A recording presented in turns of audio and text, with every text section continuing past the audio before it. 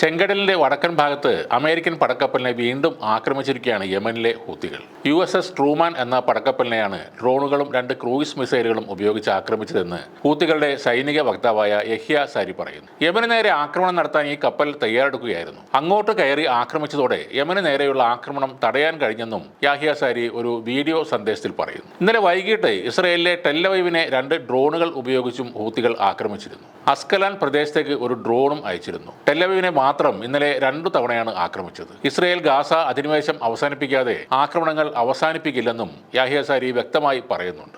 ആദ്യമായല്ല ഹൂത്തികൾ American യുദ്ധക്കപ്പലുകളെ ആക്രമിക്കുന്നത്. കഴിഞ്ഞ മാസം ഹൂത്തി വിമതരെ ലക്ഷ്യമിട്ടുള്ള നിരീക്ഷണത്തിനിടയിൽ ചെങ്കടലിൽ വെച്ച് സ്വന്തം വിമാനം അമേരിക്കൻ സൈന്യം വെടിവെച്ച് വീഴ്ത്തിയതായി വാർത്തകൾ വന്നിരുന്നു. വിമാനത്തിലുണ്ടായിരുന്ന 2 പൈലറ്റുമാരും നിസ്സാര പരിക്കുകളോടെ രക്ഷപ്പെട്ടെന്ന് അമേരിക്കൻ നാവികസേന പറഞ്ഞിരുന്നു. US നാവികസേനയുടെ FA-18 വിമാനമാണ് ഈ അപകടത്തിൽ തകർന്നത്. ഇറാന്റെ പിന്തുണയോടെ ഹൂത്തി വിമതർ ചെങ്കടലിൽ നടത്തുന്ന ആക്രമണങ്ങൾ തടയാൻ പെട്രോളിംഗ് നടത്തുന്നതിനിടെയായിരുന്നു ഈ സംഭവം ഉണ്ടായത്. അമേരിക്കൻ നാവികസേനയുടെ വിമാനവാഹിനി കപ്പലിൽ നിന്ന് പറന്നുയർന്ന ഒരു വിമാനമാണ് അപകടത്തിൽ തകർന്നത്. USS ഹാരി എസ് ട്രൂമാൻ എന്ന വിമാനവാഹിനി കപ്പലിൽ നിന്നാണ് വെടിവെച്ചതെന്ന് സെൻട്രൽ കമാൻഡ് അറിയിച്ചു. എന്നാൽ എങ്ങനെയാണ് അബദ്ധത്തിൽ വെടിയുതിർന്നത് എന്നതിനെക്കുറിച്ച് കൃത്യമായ വിവരം ഇതുവരെ ലഭ്യമല്ല.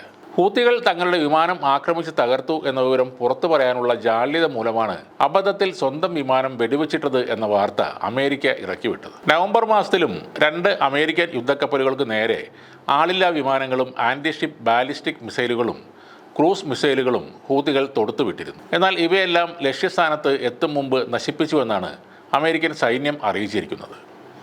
കപ്പലുകൾക്ക് കാര്യമായ നാശനഷ്ടങ്ങളൊന്നും സംഭവിച്ചിട്ടില്ല എന്നും ഈ ആക്രമണങ്ങളിൽ ആർക്കും പരിക്കേറ്റിട്ടുമില്ല എന്നും പെൻറ്റഗൺ വക്താവായ മേജർ ജനറൽ പാറ്റ് റൈഡർ പറഞ്ഞിരുന്നു. അമേരിക്കൻ യുദ്ധക്കപ്പലായ USS എബ്രഹാം ലിങ്കണ് നേരെ ആക്രമണം നടത്തിയതായി ഹൂത്തികളും അന്ന് ഒരു പ്രസ്താവനയുടെ പറഞ്ഞിരുന്നു.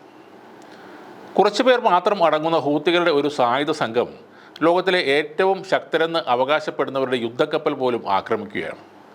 അത് തടയാൻ പോലും ആകാതെ നിൽക്കുകയാണ് അമേരിക്കയിലും ഇസ്രയേലും മറ്റ് സഖ്യരാജ്യങ്ങളും.